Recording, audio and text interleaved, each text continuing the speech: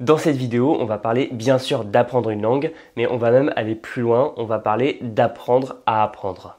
Et ça, c'est une thématique qui me tient à cœur et qui a même pu susciter quelques incompréhensions par rapport au contenu de mon site, de ma chaîne, parce que quand je rencontre de nouvelles personnes qui me demandent «Tu fais quoi dans la vie?», je leur parle de mes activités et du site Le Monde des Langues, et là, invariablement, on me demande «Oui, mais sur ce site, quelle langue tu enseignes?» Et je suis obligé de répondre toutes en fait, parce que ce qui m'intéresse, c'est pas seulement de dire comment apprendre l'anglais précisément, l'espagnol précisément, le chinois précisément, mais c'est d'aider chaque personne à apprendre n'importe quelle langue étrangère. Et c'est pour ça que mon objectif n'est pas simplement de dire comment apprendre une langue, mais de montrer comment apprendre à apprendre. Autrement dit, comprendre comment fonctionne l'apprentissage d'une langue, comment fonctionne la mémorisation, la rétention des informations, pour le faire beaucoup plus efficacement. Parce que finalement, c'est vrai que beaucoup de gens n'arrivent pas à apprendre une langue. Ils échouent à le faire, ils abandonnent assez vite.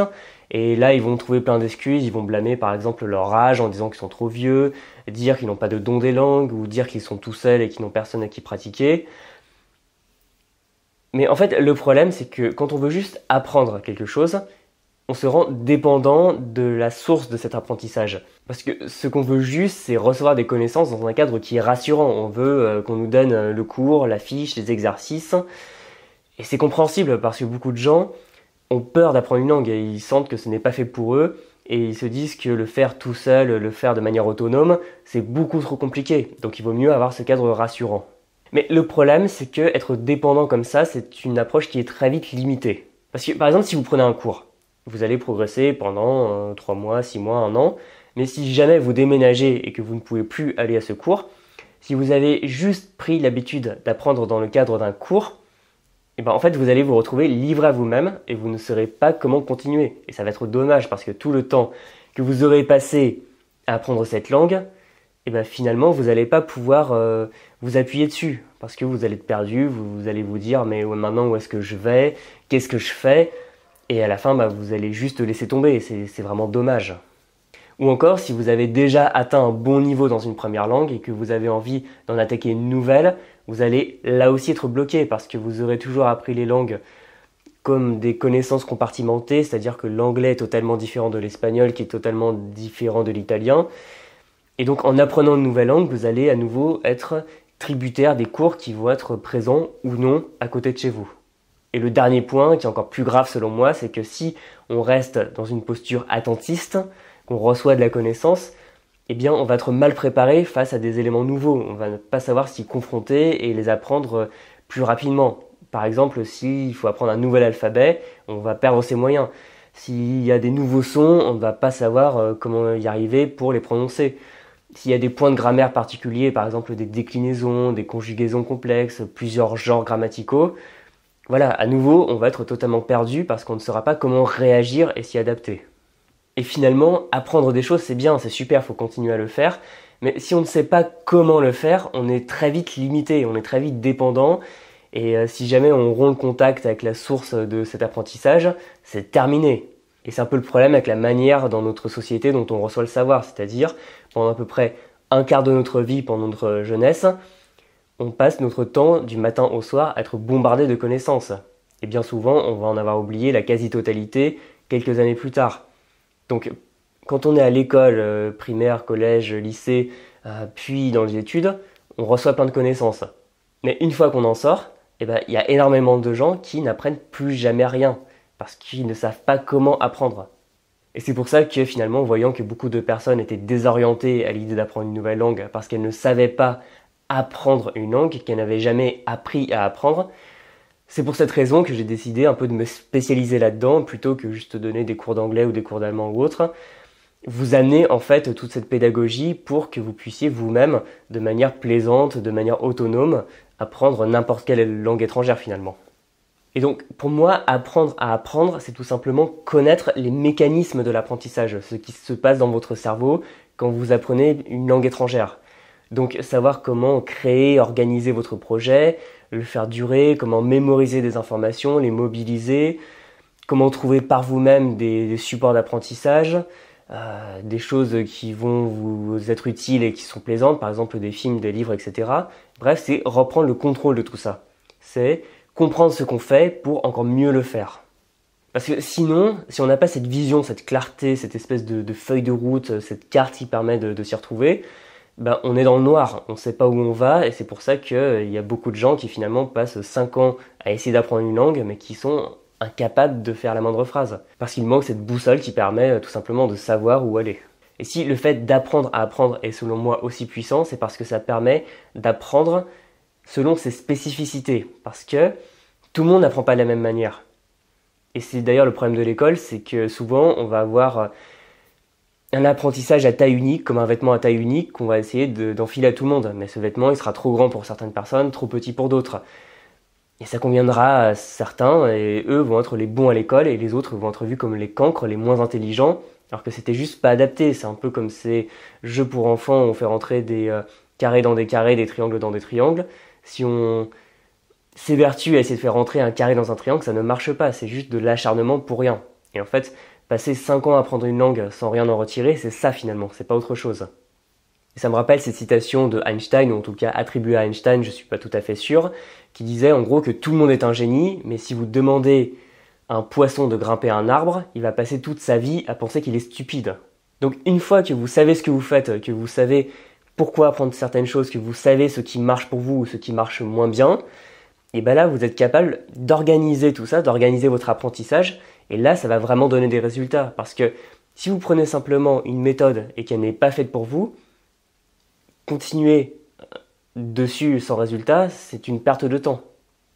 Donc mieux vous vous connaîtrez, mieux vous saurez ce qui marche pour vous, et logiquement vous progresserez plus vite. Et ensuite, si je défends cette approche, c'est parce que je considère que finalement, toutes les langues s'apprennent plus ou moins de la même manière. Dans leur immense diversité, il y a des similitudes, il y a des choses qui fonctionnent à peu près de la même manière.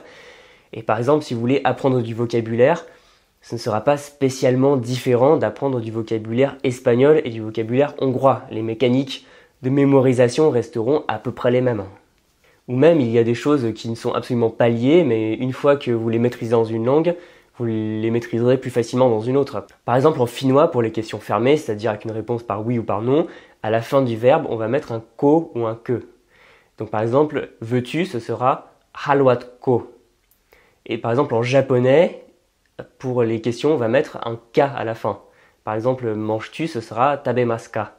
Donc les deux langues sont dans des familles totalement différentes et ça se trouve, il n'y a aucun lien, c'est juste une coïncidence. Mais voilà, une fois qu'on a compris quelque chose qui est assez différent du français, mais qu'on peut le remettre dans une autre langue, finalement, c'est limpide. Il y a beaucoup de gens qui ont peur des langues à déclinaison, mais vu que j'en ai appris plusieurs, c'est pas ça qui va me faire peur si j'en apprends une nouvelle. Et puis, je pense que c'est aussi intéressant d'avoir une approche un peu méta, c'est-à-dire en prenant de la hauteur et en considérant toutes les langues comme un système, en fait. Je vais vous expliquer ce que je veux dire par là. Par exemple, pour la phonétique. Quand on découvre de nouveaux sons, ça fait peur, parce qu'on se dit comment est-ce que je vais, ne serait-ce que l'entendre, et ensuite arriver à le prononcer. Mais si, au lieu de rester dans l'abstrait comme ça, vous prenez la phonétique, vous allez pouvoir voir chaque nouveau son un par un, et voir où placer par exemple la langue dans la bouche pour le prononcer. Parce que finalement, prononcer un son, c'est simplement une configuration de la bouche, et une fois qu'on l'a, il suffit de répéter jusqu'à ce que ça rentre, et c'est pas plus compliqué que ça. Mais tout ça est rendu possible par des outils comme la phonétique ou d'autres outils linguistiques qui sont pas très compliqués à utiliser si vous restez juste sur un aspect purement utilitaire. Par exemple, ce nouveau son, ce symbole phonétique et comment on le prononce. Voilà, c'est simple. Mais c'est beaucoup plus puissant que juste essayer de répéter un son à l'oreille sans y arriver parce qu'on ne sait pas où mettre la langue dans sa bouche. Et c'est pour ça que je pense que c'est important de savoir comment apprendre les langues plutôt qu'une langue. Parce qu'une fois qu'on a cette vision claire, une fois qu'on a pris cette hauteur, qu'on a vraiment la vision d'ensemble, et ben là ça devient beaucoup plus limpide. On n'est plus bloqué devant des points de grammaire en se disant mais comment ça marche. Il y a vraiment quelque chose qui se débloque. Je ne sais pas si vous l'avez expérimenté, mais une fois qu'on a acquis cette expérience et cette clarté, tout devient vraiment plus fluide. Une fois que vous voyez un point de grammaire, vous savez comment l'apprendre plutôt que rester devant et dire c'est pas possible, je vais jamais y arriver. Vous n'allez pas juste prendre des livres avec des tableaux de déclinaison par exemple, vous allez prendre les déclinaisons une par une et les travailler. Et c'est vraiment une approche, quand on sait ce qu'on fait, et qui lève vraiment tous les obstacles. Et ensuite, ça c'est quelque chose qui me tient vraiment à cœur, c'est d'avoir une plus grande liberté, une plus grande autonomie. Donc moi personnellement, je préfère apprendre une langue seule, c'est-à-dire sans être dépendant d'un professeur qui décide que telle semaine on apprend ça, telle semaine on apprend ça. Bon, après on peut vouloir aller dans un cours, il n'y a absolument aucun problème, mais une fois qu'on est autonome, on sait quoi faire. Et je reprends l'exemple du cours qui s'arrête en plein milieu quand on doit déménager. Bah, si on a acquis cette autonomie, et en attendant de retrouver un cours, on peut au moins continuer à entretenir et à progresser dans cette langue. Et je trouve qu'on apprend beaucoup plus vite ainsi parce que bah voilà, on peut vraiment choisir les contenus qui nous plaisent, apprendre selon nos priorités. Par exemple, si on a besoin d'apprendre le passé avant le présent, bah voilà, on le fait alors que c'est pas un professeur qui fera ça. Voilà, tout est possible, mais en tout cas, même si vous voulez prendre un cours avec un professeur, une fois que vous êtes autonome, et bah le cours va être encore plus profitable. Parce que vous allez pouvoir dire à votre prof, bah en fait j'aimerais bien voir ça, est-ce que tu pourrais me proposer du contenu en fonction? Et ça va aller beaucoup plus vite que si le prof vous proposait une grille déjà faite qui ne vous correspond pas forcément, et vous êtes capable finalement d'optimiser votre apprentissage et d'avoir un rapport au professeur qui est plus hiérarchique, mais horizontal dans le sens où ça va devenir un partenaire qui va vous aider. Voilà, c'est ce que j'avais à dire sur le fait d'apprendre à apprendre qui me semble être l'approche la plus puissante justement pour apprendre plus efficacement. Donc même si le sujet de l'apprentissage ne vous intéresse pas spécialement, parce que moi j'adore me poser les questions sur les mécanismes, mais voilà, si c'est pas votre tasse de thé, c'est pas grave. Et si vous n'apprenez qu'une langue, c'est-à-dire vous apprenez une langue, vous n'avez pas forcément envie de savoir comment marchent les autres, tant pis, faites quand même le test, posez-vous la question, demandez-vous si vous apprenez correctement ou même si vous pouvez encore mieux faire, optimiser la manière dont vous apprenez en utilisant des outils comme la phonétique, la mémorisation par la mnémotechnique, et vous verrez que vous allez adopter cette manière de faire qui est d'apprendre à apprendre. Parce que non seulement ça va vous aider maintenant, dans la langue que vous apprenez, mais si vous avez vraiment cette grille de lecture, ce système en place, et ben par la suite vous pourrez apprendre n'importe quelle langue parce que vous saurez comment le faire. Vous pourrez même apprendre n'importe quel domaine parce que vous aurez appris à apprendre. En tout cas, si vous avez un avis sur la question, si vous vous intéressez à l'apprentissage et au fait d'apprendre à apprendre, n'hésitez pas à en parler dans les commentaires, c'est toujours très enrichissant d'en discuter, qu'on soit d'accord ou non. Et si cette vidéo vous a plu, vous pouvez, comme d'habitude, l'aimer, la partager, et vous pouvez télécharger mon guide Les 4 piliers en cliquant sur le lien dans la description, rien de plus simple. Concernant l'actualité du blog, j'ai rouvert quelques places pour l'accompagnement personnalisé en anglais, donc si vous voulez justement apprendre à apprendre l'anglais de manière autonome et efficace, vous avez le lien dans la description et je vous laisse voir ça. Pour ma part, je vous remercie et je vous dis donc à très bientôt. Salut!